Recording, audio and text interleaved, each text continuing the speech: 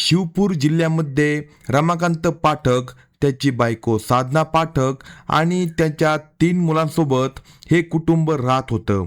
रमाकांत पाठक शाळेत काम करत होता आणि त्याची बायको साधना पाठक ही अंगणवाडीमध्ये काम करत होती. कुटुंबाचे जीवन ठीकठाक चालू होते. 26 डिसेंबर 2025च्या सकाळी साधारणपणे 5:15 वाजता रमाकांत पाठक आपल्या घरातून बाहेर पडला. जाताना त्याने आपल्या बायकोला सांगितले की तो काही कामासाठी जात आहे आणि लवकरच परत घरी येईल. जेव्हा रमाकांत पाठक खूप वेळपर्यंत घरी परत आला नाही, तेव्हा त्याच्या कुटुंबाला चिंता वाटू लागली. त्यांनी आपल्या स्तरावर त्याला शोधायला सुरुवात केली, पण कुठूनच काही माहिती मिळाली नाही. दुसऱ्या दिवशी म्हणजे 27 डिसेंबर 2025ला बातमी मिळाली की एका घाटामध्ये एका माणसाचा मृतदेह पडला आहे. आसपासच्या गावकऱ्यांनी जेव्हा ते पाहिलं, तेव्हा त्यांच्या पायाखालची जमीन सरकली. जवळच एक बाईक तुटलेल्या अवस्थेत पडली होती आणि मृतदेह दरीखाली पडला होता. माहिती मिळताच पोलीस अधिकारी घटनास्थळी पोहोचले. तपासानंतर समजलं की तो मृतदेह 49 वर्षाचा रमाकांत पाठक याचा आहे. सुरुवातीला हा मामला एक रस्ता अपघात वाटत होता. असं वाटत होतं की कदाचित बाईक चालवताना संतुलन बिघडले आणि बाईक दरीत पडली. पोलीस ठाण्यामध्ये गुन्हा नोंदवला गेला आणि मृतदेह पोस्टमॉर्टमसाठी पाठवण्यात आला. पण कुटुंबाला यावर संशय होता. त्यांनी मागणी केली की या प्रकरणाची योग्य आणि सखोल चौकशी व्हावी आणि फॉरेन्सिक टीमला घटनास्थळी बोलवलं जावे, जेणेकरून सत्य समोर येईल. पोलिसांनी तपास सुरू केला, पण जसा जसा ते घटनास्थळ बारकाईने पाहू लागले, त्यांना काही गोष्टी विचित्र वाटू लागल्या. मृतदेहाची स्थिती, जखमांचे निशाण आणि बाईकची अवस्था, सगळं काही साध्या अपघातासोबत जुळत नव्हतं. मग पोस्टमॉर्टम रिपोर्ट आला. डॉक्टरांनी सांगितलं की डोक्यावर गंभीर जखम आहे, जी सामान्य अपघातासारखी वाटत नाही. शरीरावर अजूनही असे काही निशाण होते जे या गोष्टीकडे इशारा करत होते की रमाकांत यांच्यासोबत मारहाण झाली असू शकते. आता हे प्रकरण पूर्णपणे बदललं होतं. पोलिसांना स्पष्ट वाटू लागलं की हा फक्त अपघात नाही, तर ही हत्या आहे. तात्काळ एक टीम तयार करण्यात आली आणि हत्येचा गुन्हा नोंदवला गेला. त्यानंतर पोलिसांनी तांत्रिक तपास सुरू केला. रमाकांत याच्या मोबाईलची कॉल डिटेल, लोकेशन हिस्ट्री आणि आसपास लावलेले CCTV कॅमेऱ्याची फुटेज तपासली जाऊ लागली, जेणेकरून सत्यापर्यंत पोहोचता येईल. जेव्हा पोलिसांनी आसपासचे CCTV फुटेज पाहायला सुरुवात केली, तेव्हा एक पेट्रोल पंपचा व्हिडिओ मिळाला आणि इथूनच केसला अचानक नवीन वळण मिळाले. त्या फुटेजमध्ये स्पष्ट दिसत होतं की घटनेच्या दिवशी रमाकांत पाठक एका युवक मनीष आणि त्याच्या एका मित्रासोबत पेट्रोल पंपावर उभे आहे. तिघे देखील एकमेकांसोबत अगदी आरामात बोलत होते. सगळं काही अगदी सामान्य वाटत होतं, पण रमाकांतला हे माहीत नव्हतं की हा क्षण त्याच्या आयुष्यातला शेवटचा क्षण ठरणार आहे. पोलिसांनी लगेच मनीष आणि रमाकांत यांच्या शेवटच्या लोकेशन काढायला सुरुवात केली. तपासात समजलं की दोघे काही वेळ एकत्र होते आणि त्यांची लोकेशन एकाच ठिकाणी दिसत होती. आता पोलिसांना खात्री झाली होती की हा अपघात नाही, तर आधीपासून आखलेला प्लॅन आहे. पोलिसांनी मनीषची लोकेशन ट्रॅक केली आणि त्याला पकडले. सुरुवातीला मनीष इकडच्या तिकडच्या गोष्टी बोलत राहिला, काही देखील स्पष्ट तो सांगत नव्हता.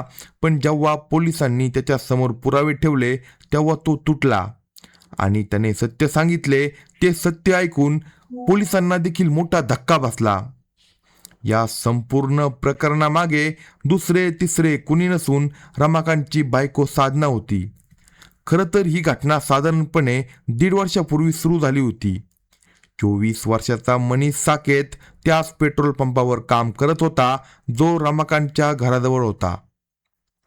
रमाकांतची बायको साधना रोज कामावर जाताना त्याच रस्त्याने जात असायची. हळूहळू दोघांची ओळख होऊ लागली. मनीष रोज साधनाला नमस्कार करत असायचा.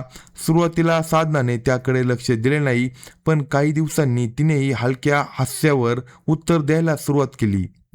इथूनच गोष्ट पुढे वाढली. हळूहळू दोघांमध्ये जवळीक वाढू लागली आणि काळानुसार हे नातं प्रेमात बदललं. पण ही गोष्ट जास्त दिवस लपून राहिली नाही. रमाकांतला जेव्हा या नात्याबद्दल कळालं, तेव्हा त्यांनी याला विरोध केला. त्यानंतर घरात रोज भांडणे होऊ लागली. साधना आता मनीष सोबत खुलेपणाने राहू इच्छित होती, पण नवरा तिच्या मार्गात अडथळा ठरत होता. शेवटी त्या दोघांनी मिळून एक धोकादायक निर्णय घेतला. त्यांनी मिळून रमाकांतला मार्गातून हटवण्याची प्लॅन तयार केला. साधारण 1.5 महिन्यापूर्वी साधना आणि मनीषने रमाकांतला मारण्याचा पूर्ण प्लॅन आखला होता. आता त्यांना अशा युक्तीची गरज होती जे हे काम करू शकेल. मनीषने आपला मित्र सतनाम सिंगला या कामात सामील केलं. सतनाम आर्थिक अडचणीत होता, त्यामुळे त्याला हे काम पैशासाठी योग्य वाटलं. मनीषने त्याला 4 लाख रुपये देण्याचे आश्वासन दिले, पण मनीष स्वतः पेट्रोल पंपावर काम करत होता आणि त्याची कमाई फक्त 8 ते 10 हजार रुपये महिन्याला होती, त्यामुळे इतके पैसे त्याच्याकडे नव्हते. तेव्हा साधनाने सांगितले की हत्येनंतर ती पैशांची व्यवस्था करेल, जेणेकरून सतनामला पैसे देता येतील. आता तिघांनी मिळून पूर्ण प्लॅन तयार केला. त्यांचं असं ठरलं की रमाकांतला कोणत्या तरी बहाण्याने एकांत जागी न्यायचं आणि तिथे त्याला मारून टाकायचं, आणि नंतर संपूर्ण प्रकरण असं दाखवायचं जणू हा एक रस्ता अपघात घडला आहे. प्लॅननुसार मनीषने आधी रमाकांत सोबत मैत्री वाढवायला सुरुवात केली, कारण रमाकांत देखील अनेकदा त्याच पेट्रोल पंपावर पेट्रोल टाकायला येत होता. त्यामुळे मैत्री करणे त्याच्यासाठी फार कठीण नव्हतं. 27 डिसेंबर 2025च्या रात्री मनीष आणि सतनाम आधीपासूनच तयार होते. त्यांनी रमाकांतला बहाण्याने आपल्यासोबत येण्यासाठी तयार केले. रमाकांतला कोणताही संशय आला नाही आणि तो त्या दोघांच्या सोबत गेला. सर्वप्रथम तिघे पेट्रोल पंपावर पोहोचले. तिथे मनीषने आपली बाईक उभी केली. मग तिघे जण एका स्विफ्ट डिझायर कारमधून बसून नवनपुरा घाटीकडे निघाले. रस्त्यात घाटाजवळ ठाकूरबाबा मंदिराच्या आसपास एकांत जंगलाचा भाग येतो. तिथे पोहोचल्यावर मनीषने सांगितले की त्याला लघवी करायला थांबायचे आहे. हे ऐकून रमाकांत देखील कारमधून खाली उतरला. तसा तो खाली उतरला, सतनामने त्याच्या मागून काठी उचलून त्याच्या डोक्यावर जोरात वार केले. रमाकांत तिथेच खाली पडला आणि बेशुद्ध झाला. मनीष आणि सतनामला वाटलं की तो अजूनही जिवंत असू शकतो, त्यामुळे त्यांनी त्याचे तोंड दाबून धरले आणि तोपर्यंत सोडले नाही जोपर्यंत त्याचा श्वास थांबला नाही. जेव्हा त्यांना पूर्ण खात्री झाली की रमाकांतचा मृत्यू झाला आहे, तेव्हा दोघांनी त्याच्या मृतदेहाला दरीत फेकून दिलं.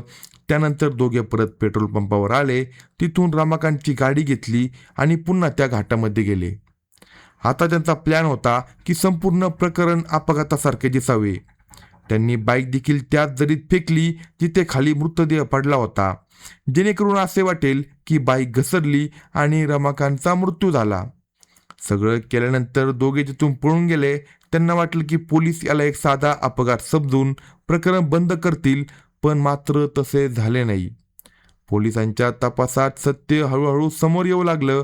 सर्वप्रथम मनीषला पकडण्यात आलं. कडक चौकशी झाली तेव्हा तो सुटला आणि सर्व काही त्याने सांगितलं की त्याने सतनामसोबत मिळून हत्या केली आणि हे सर्व बायको साधनाच्या सांगण्यावरून केलं. नंतर सतनामला देखील पकडण्यात आलं. त्यानेही हीच गोष्ट कबूल केली. त्यानंतर पोलिसांनी साधनाला देखील अटक केलं. तपासात कार, काठी आणि इतर सर्व पुरावे मिळाले. तिघांना न्यायालयात हजर करण्यात आलं आणि तिथून त्यांना तुरुंगात पाठवण्यात आलं. पण सर्वात मोठा प्रश्न अजूनही उरतो, खरंच एखाद्याला मारून नवीन जीवन सुरू करता येतं का? साधनाने विचार केला की नवऱ्याला मार्गातून हटून ती मनीषसोबत आनंदात राहू शकेल. पण सत्य हे आहे की चुकीचा मार्ग नेहमी विनाशाकडेच घेऊन जातो.